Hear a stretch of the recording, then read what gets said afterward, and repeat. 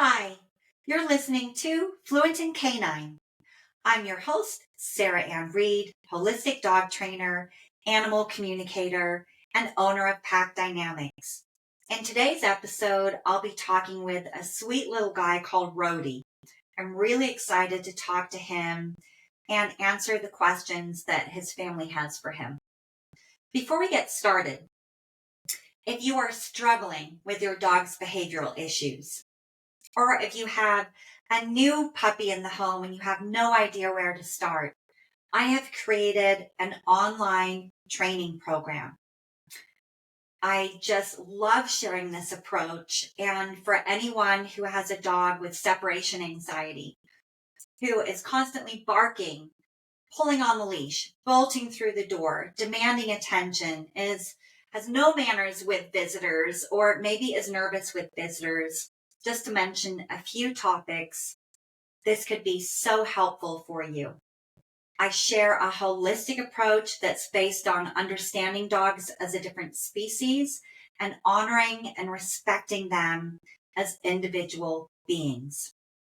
I share what to do, why it's important to communicate in this way, and how to do it. And it includes videos of me working with clients and their dogs, and has written overviews of the training protocol that you can download and print. You can also reach out to me directly via email or text with any questions as you're going through the webinar course. I am here to support you. So let's get started with the conversation with Roadie. When I'm communicating, dogs will show me images and videos in my mind. If it's something emotional, I'll feel that emotion. If it's something physical, I'll feel the sensation in my body, and then they'll show me an image in my mind of where they're experiencing that sensation. And it's like feeling the words that they're sharing with me. Because they communicate intuitively with me like this, my eyes are closed while I'm doing the session so I can easily chat with them. Let's get started. Oh, he is so cute. He's been talking to me most of the day in anticipation, of sharing with his family. And he's waving and saying, hi, hi. He's so glad that you reached out with these questions because he's been really wanting to help you understand him. Okay. Where would you like to start, Roadie? Okay.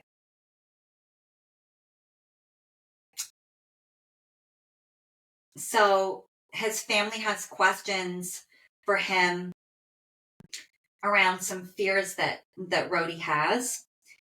He gets afraid of men in hats. And he's also afraid of like banging and loud noises. And he's saying that he would like to start with those questions first. Okay, sweetheart. If there's a pause here and there while I'm communicating with him, this is a conversation. So I'm listening to his answer before I share it. Okay. Oh, poor little guy. Okay. So he's starting with the men in hats first. Oh, and he's showing me how he feels. He gets so panicked and afraid if he sees a man in a hat. He's showing me the panic that he feels. My stomach feels really upset. I feel nauseous in my throat. My chest feels really tight. And this is how he feels when he sees a man in a hat. He's showing me like baseball hats and also maybe cowboy hats sometimes too. It feels like any kind of hat where there's a some kind of visor and it's shielding the face at all. He struggles with that. Okay, and he's showing kind of backpedaling and backing up and feeling so scared and wanting to hide, but feeling like he can't hide. And he's showing kind of barking and And just, he's saying he panics so much he doesn't really know what to do. He's kind of beside himself. He wants to run and hide, but sometimes he feels like he can't because he's worried about the scary man hurting his family and hurting him. And he's asking, which it feels like you already do, if anyone is coming over to your house, to please let them know ahead of time, leave your hat in the car.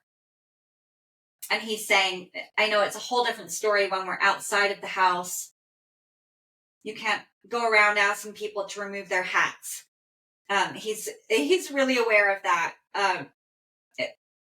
Okay, so he's saying, when we go out of the house on a walk, if you can please have 360 vision and just keep your eyes open, notice your surroundings, and if someone is coming into view that's wearing a hat, please turn around and walk in the opposite direction, take a different path, go down a different street, because I can't help it. I'm so scared. And I'm feeling the nauseous feeling again and the tightness in my chest. He gets so scared. And he's wanting me to share now why he feels like that.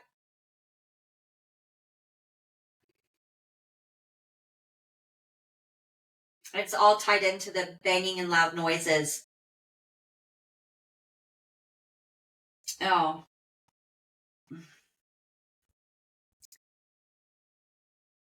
And he's calling it my life before. And he doesn't mean a previous lifetime. He just means before his life with you.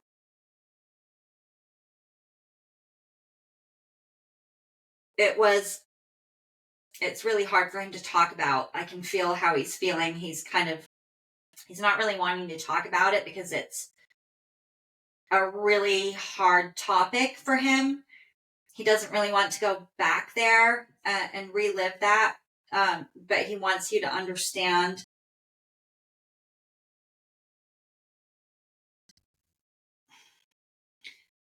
When he was little,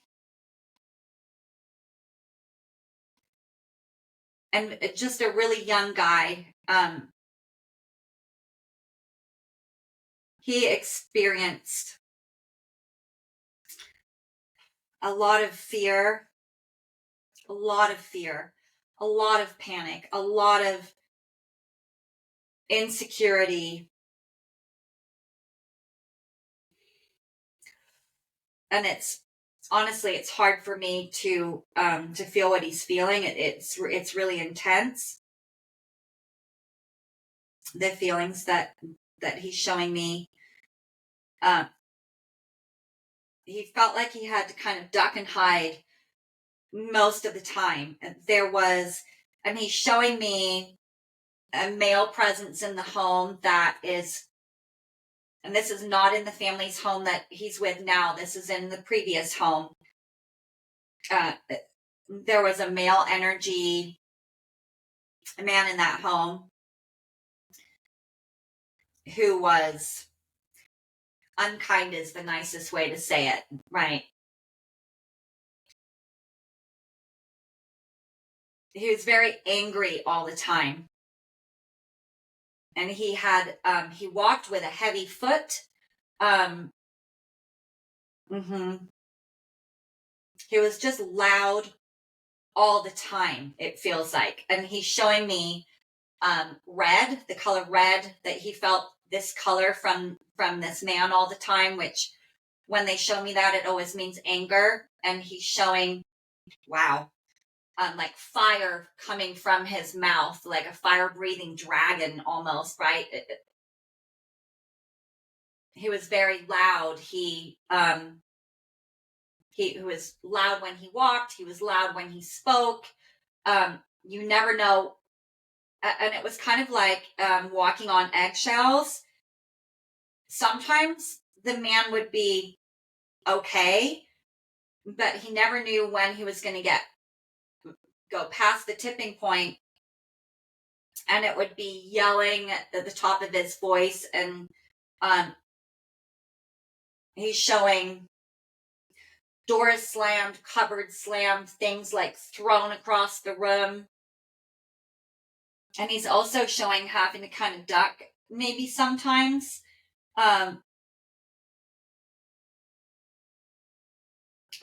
Like, oh dear. Things were thrown at him.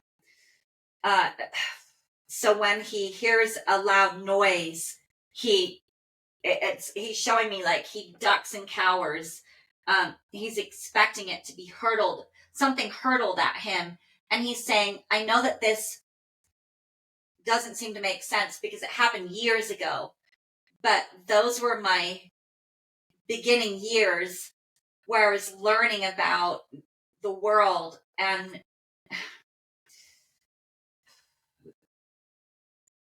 how to feel safe. And it was the worst time, he says. Okay, and he's comparing it to, let's say, a little boy in foster care who is placed with a family that has an angry person living in it, and someone who's yelling a lot and throwing things and slamming things.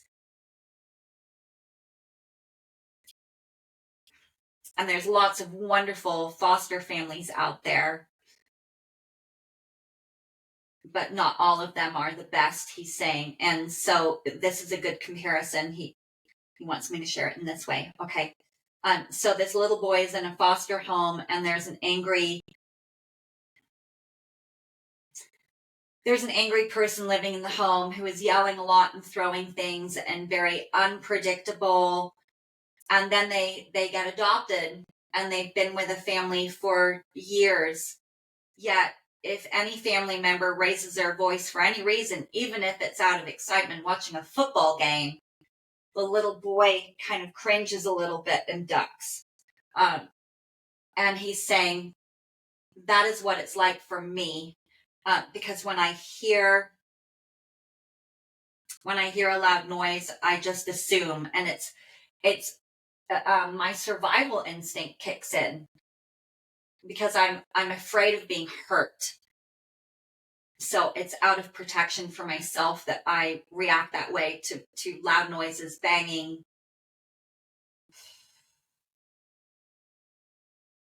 Mm-hmm. So this person that he lived with, who was very angry, the fire-breathing dragon, as Roadie put it, used to wear hats, right? So whenever he sees a man in a hat, he's just expecting to be yelled at and something thrown at him, and he just doesn't feel safe.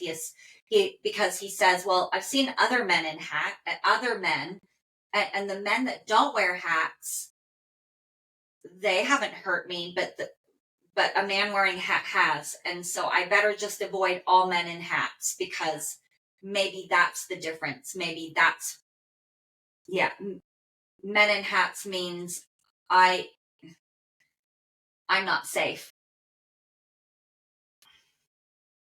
Poor little guy. Okay. Is there anything else that you would like to share about that, Roadie? Okay, he's shaking his head. He's saying, no, Sarah Ann, no, I don't want to talk about it anymore. Okay.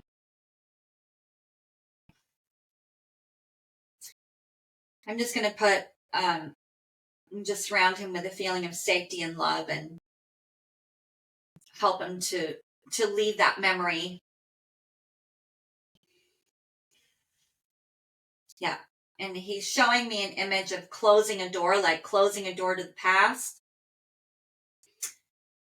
He would really like to never have to think about that again. But he says, I'm triggered of the trauma. The trauma is triggered whenever I see a man in a hat and when I hear a loud banging noise. Yeah. he just goes right back there. And it's not for very long, but he does go there emotionally. Okay. Would you like to share with your family how they can help you with this?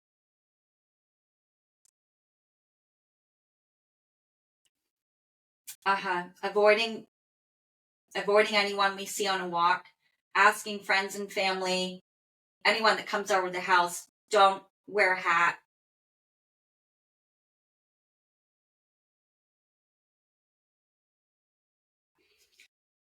And he's saying, you've already learned to do this. It would be nice if everyone could be a bit more mindful of walking softly in the house and being very aware of tone, your tone of voice. He's super sensitive to tone of voice and how loud your voice is. That would, okay. That would really help him with his overall anxiety. Just really bringing it down a few notches. So when you're talking, just imagining that a baby's sleeping in the other room, right? Because it feels like there's someone living in the home that naturally has a louder voice that just projects more. And he does get triggered by it fairly often. And he's saying, I know you don't mean to talk louder. It's just, you just project more naturally.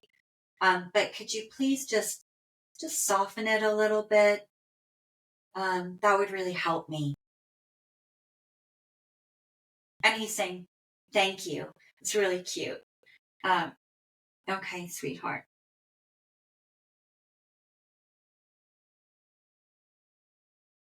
Okay. Is there anything that you would like to share about your overall anxiety? Mm-hmm. Okay. So he says, I am anxious a lot. Mm. If you could,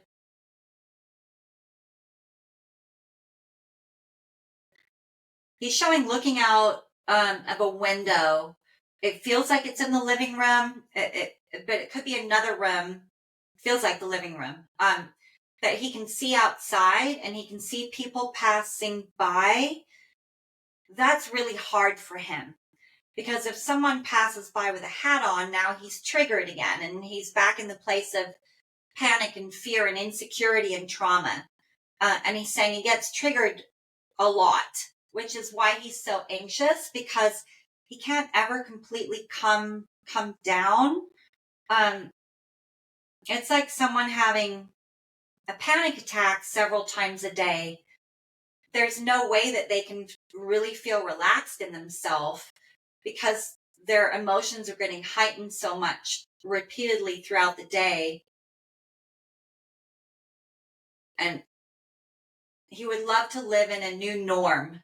He would love to have a different baseline of just feeling calm and relaxed within himself rather than being triggered constantly. So he's asking if you could please take, it feels like there's a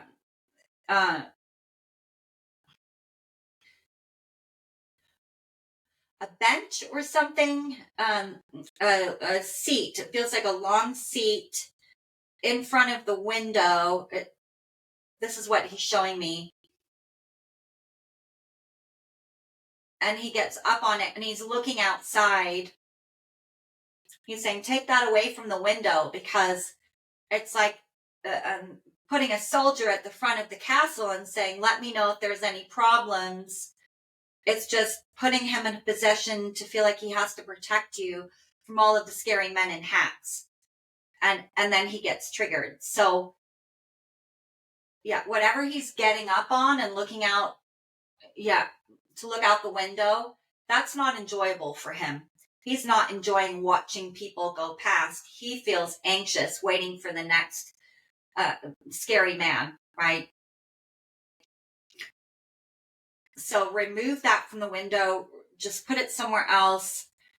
And if you're able to close the blinds or maybe get the up-down blinds where you can have the blinds go from bottom to midway so he can't see, and then you can have light coming in the top, or you close the curtains to give him a break. He's saying, please give me a break from feeling so stressed out. And having some way to block the window so he can't see out would be so helpful for him. That would be very, very helpful. Walking softer, being very aware of your tone of voice, bringing it down, not getting, he's saying, sometimes you get frustrated with me when I react because I'm barking a lot. He says, I just get in kind of a frenzy and I'm just barking. And because you don't know what to do and you're feeling frustrated because you want to help me, but my behavior is pretty intense. If you're frustrated when you respond to me, that makes me feel more anxious. Mm-hmm. So just knowing that when I respond in an intense way, it comes from a place of fear and insecurity. So I need you to respond with understanding and patience.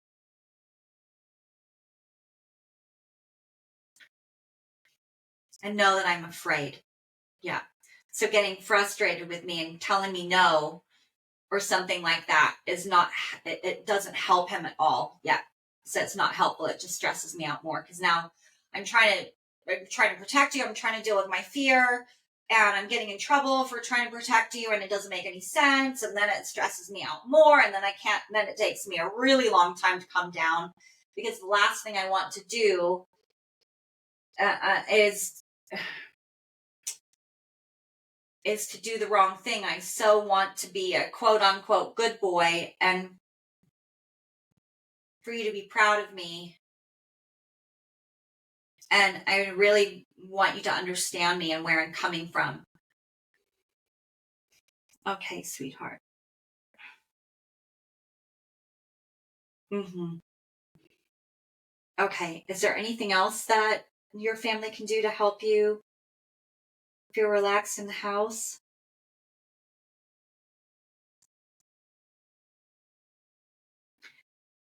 Okay. He does better in the home when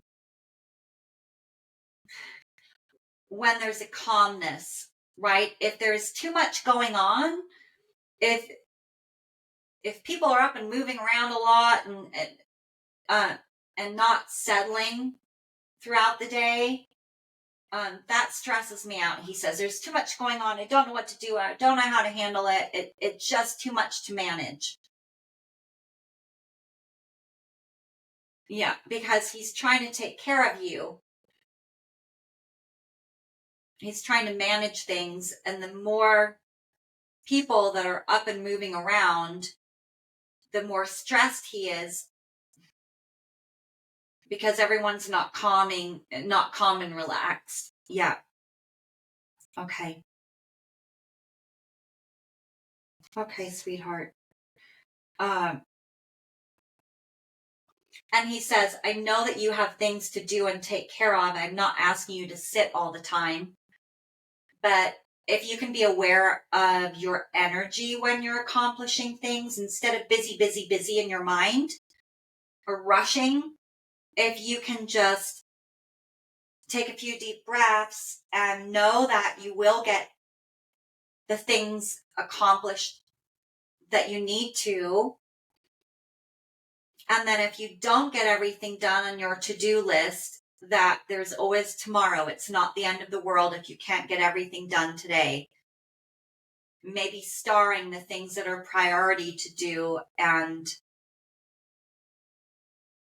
changing perspective about putting pressure on yourself to get everything done when you don't really need to, because you're the only one that's putting that pressure on yourself. No one else is asking you to do those things. You feel like you have to do those things. And then you feel stressed when you don't get them done, or stressed while you're getting them done, because you know it's a lot that you set for yourself. Okay.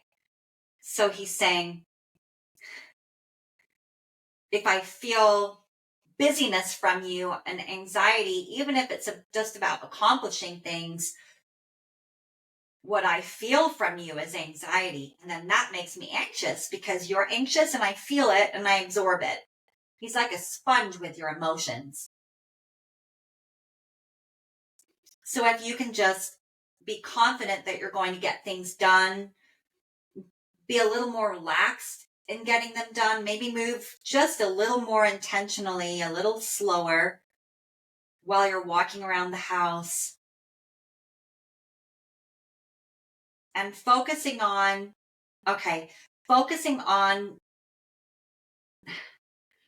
how you want to experience your day, focusing on bringing your full attention to the experience that you're having right now, whatever that is, and just being in the present moment and enjoying whatever you're doing. Even if it's a task that you need to get checked off your list, he's saying, if you can just enjoy it, find something to enjoy about what you're doing, then you won't feel stressed about it. You can feel relaxed about it, and you'll exude a different energy for me. Okay. And here's another part that is contributing towards his anxiety. He's saying, okay, if you're worried about me all the time, then I'm going to feel that from you. And then I'm going to worry about you because I don't understand that you're worried about me. Right? Because he's saying that there's a lot of confusion that I feel from you about how to help me. And you try something and it doesn't work, and then you're like, well, maybe I'll try this. Oh, poor little guy. He's had a rough start and we're trying to help him, but we feel like we're lacking because we don't know how to help him. And then he feels that from you. He feels the lack of confidence. He feels insecurity from you. He feels anxiety from you. And then he's looking at his family and he's saying, well, gosh, you guys don't seem to know what you're doing. And so he can't get comfort from you in that way. He needs you to be exuding calm, confidence. I've got this. I know how to help you. And he's saying just changing your perspective and understanding how much your thoughts and emotions affect me and what you're expecting from me. Any labels that you've put on me, I will live up to them. Yeah, okay.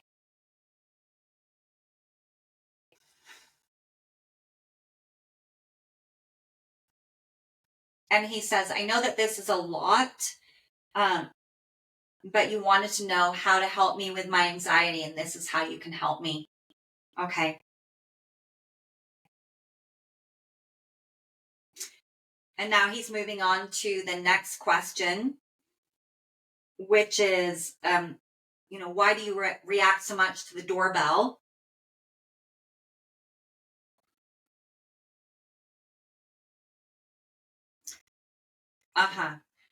Okay, so he's showing me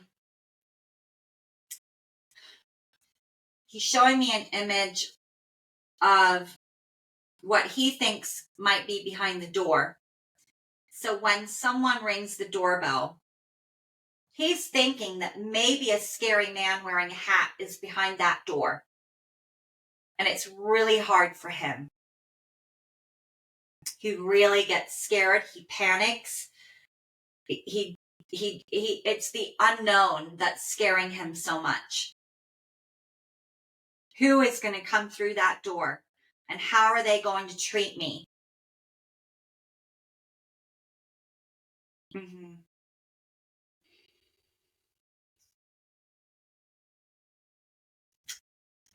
So it would be really helpful if maybe you could disconnect the doorbell, or you put some blue masking tape over it and write on it doesn't work or something, right?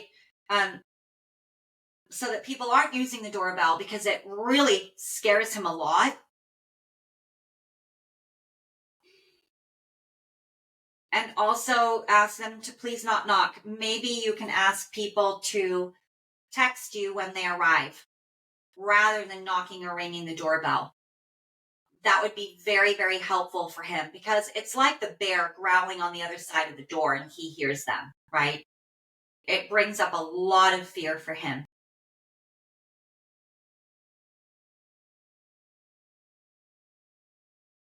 Okay.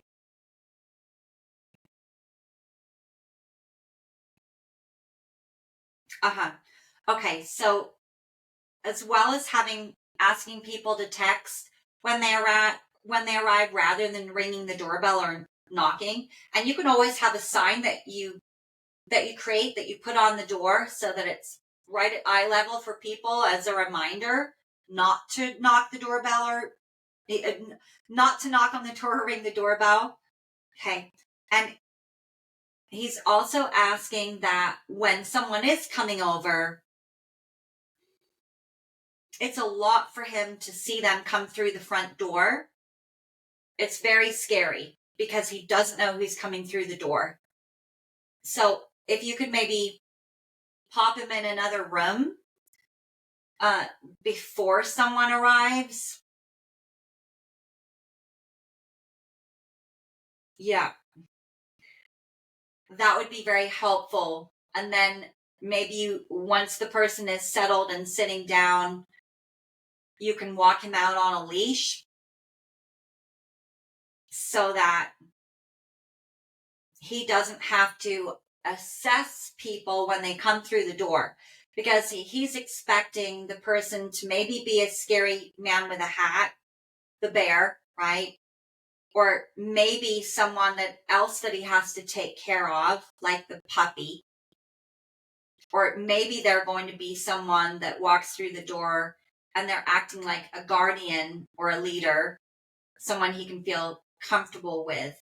But for little Roadie, yeah, he's always expecting it to be the bear. He just is. Okay.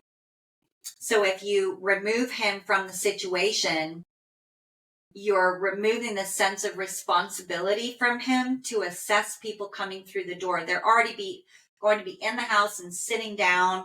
And if he's brought into the room after they're sitting down and the hat is removed and the energy's nice and calm, he's going to feel a lot more comfortable with them. Okay. Thank you, Roadie. Okay.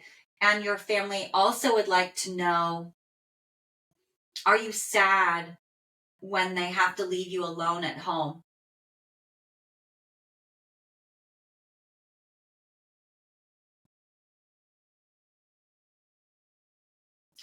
Okay, what would you like to share about this?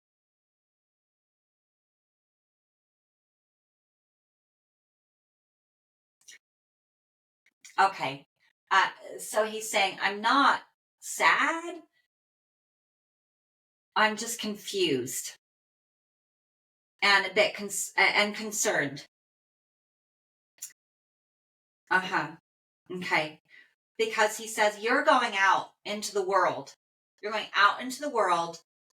And I know that out there are men with hats. And so I feel like you're going out, and you could get hurt. And so I'm concerned about you. And I'm also confused because I don't know why you're not taking me with you.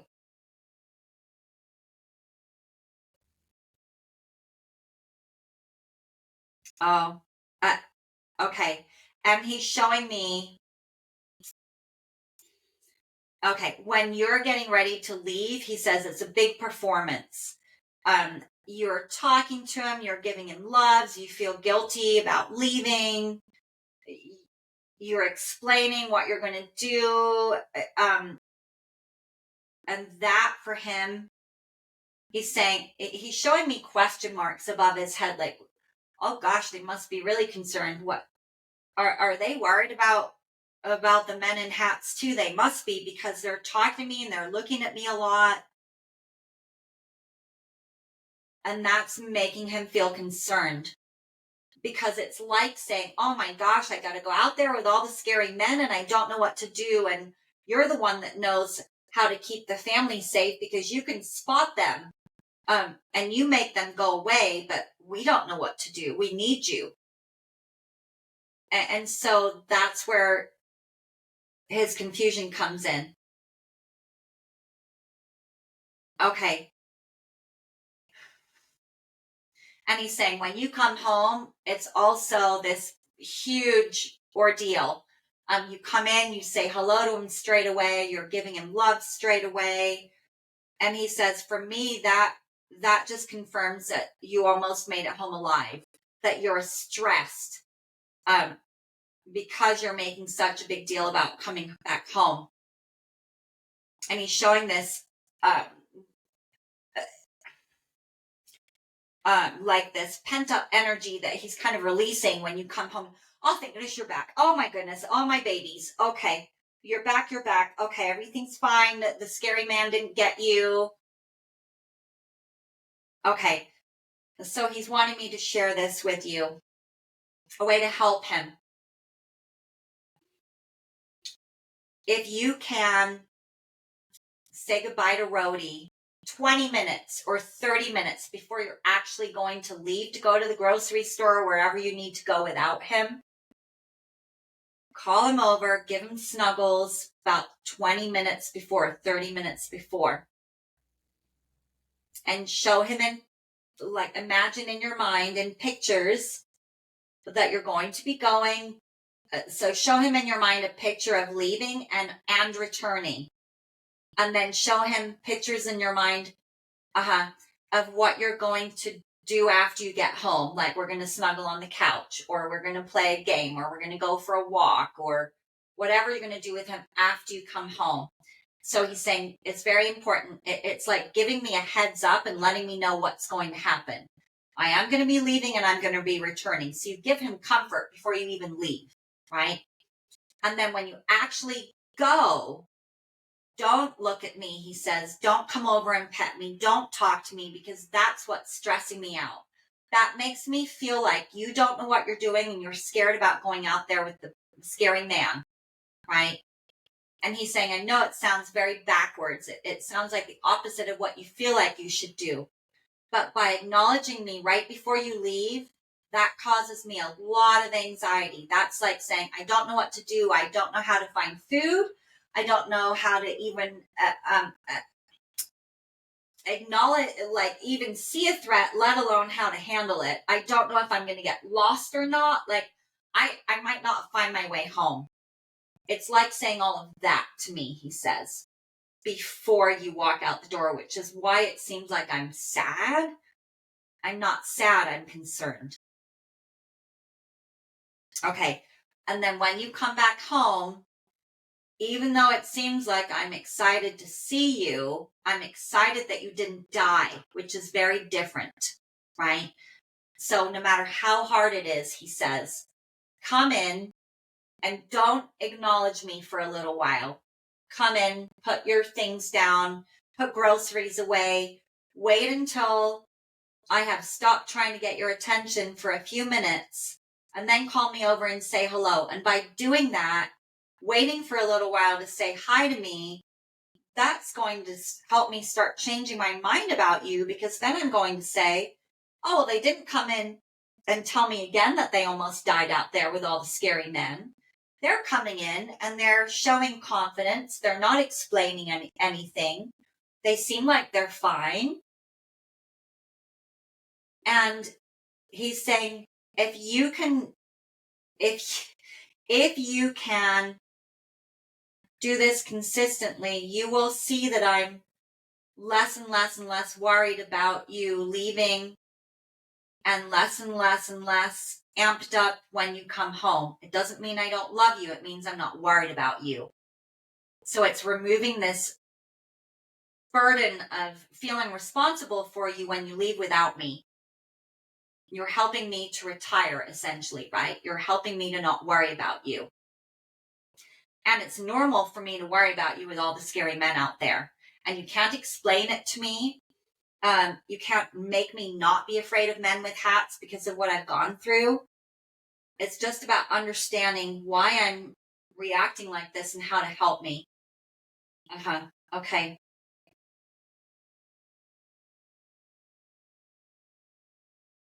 Okay. So have your goodbye a little earlier. Show me in pictures, leaving and returning. And when you come home, just wait until I've stopped trying to get your attention for 5 minutes. That will really help me. Okay. Thank you, Roadie. Feels like we need to wrap it up here in a moment. Okay, I'm just going to glance at the questions. We've covered everything. Okay. Your family also wanted you to know how much they love you. Oh, and he says, I know how much you love me. I feel it every day. I feel it all the time. And he's saying, thank you so much for loving me, because I feel like I'm going to start crying. He's saying, I wasn't loved. I wasn't loved at first. I wasn't loved when I was little. I wasn't loved in the beginning of my life. And then I came into your family, my family, he says, my real family. And I experienced immense love. And I feel from you. And he's saying, everyone in the family, I feel how much you love me with your whole heart.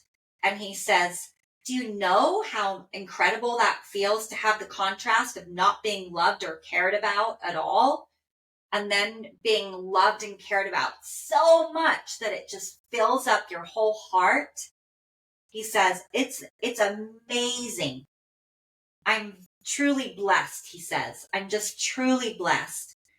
And I know how strong your desire is to help me. I know how strong your desire is to help me.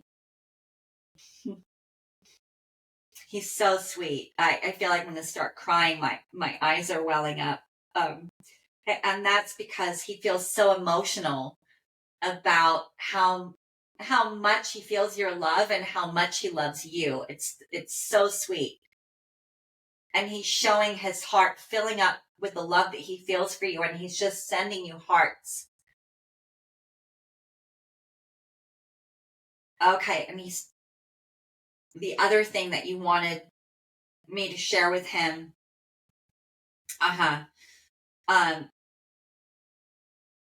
about when he got sick. You were so happy that he's okay. And he just wants to share a little insight about that. It feels like we're going over time a little bit, but it's important for you to understand this.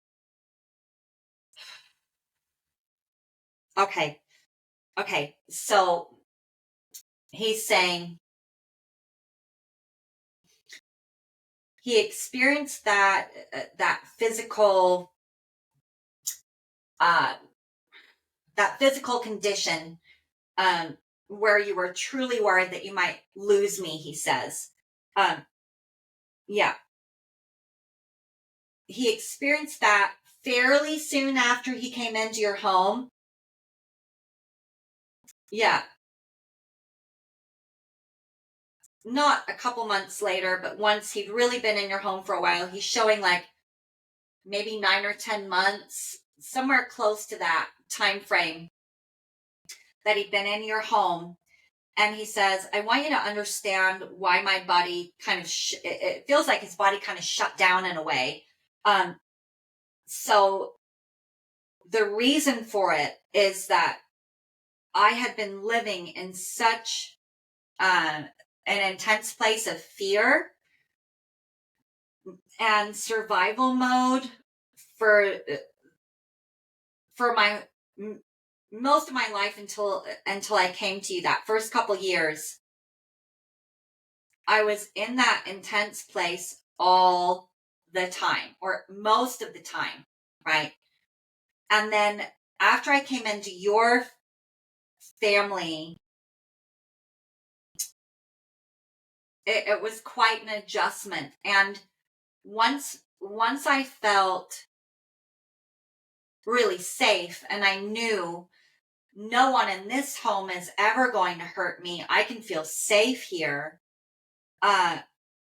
It's like all of the trauma that my body experienced, I felt it physically. It was like my body was able to finally process all of the trauma, and it just hit me like a ton of bricks.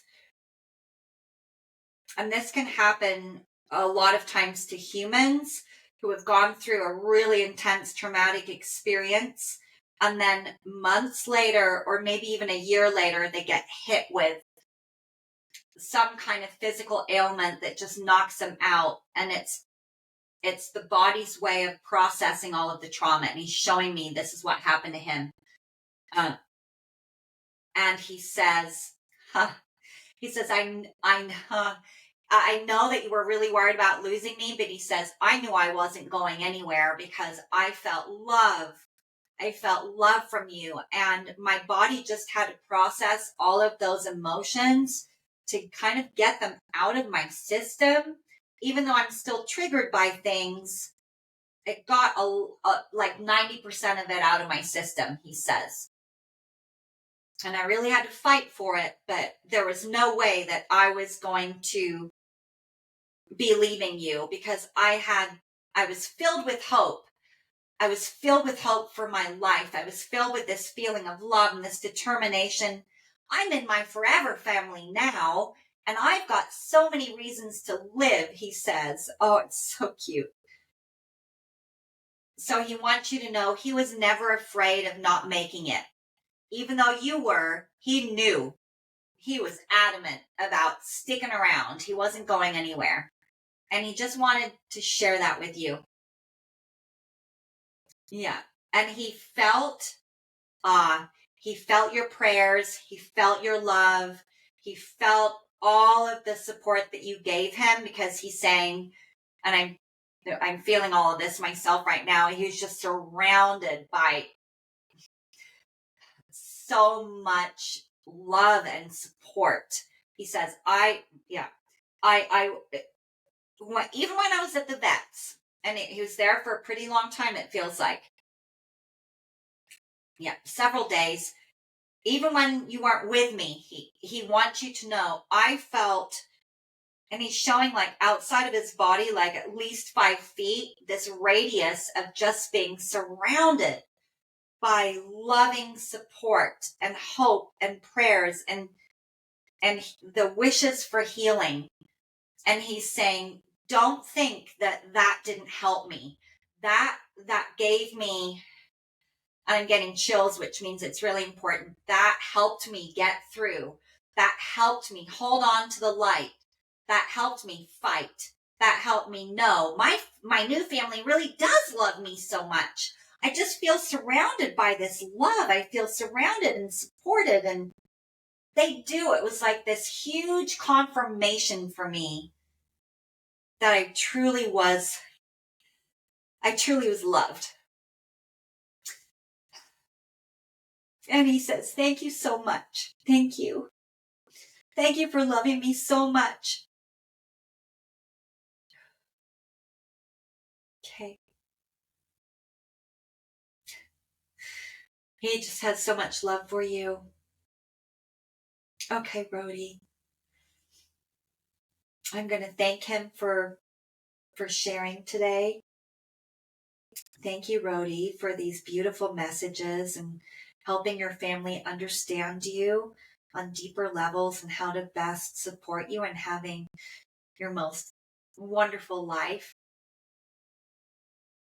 And he's saying, which I already have, I have a wonderful family. He's so appreciative of you asking these questions. And then he's waving goodbye. Just saying, thank you so much.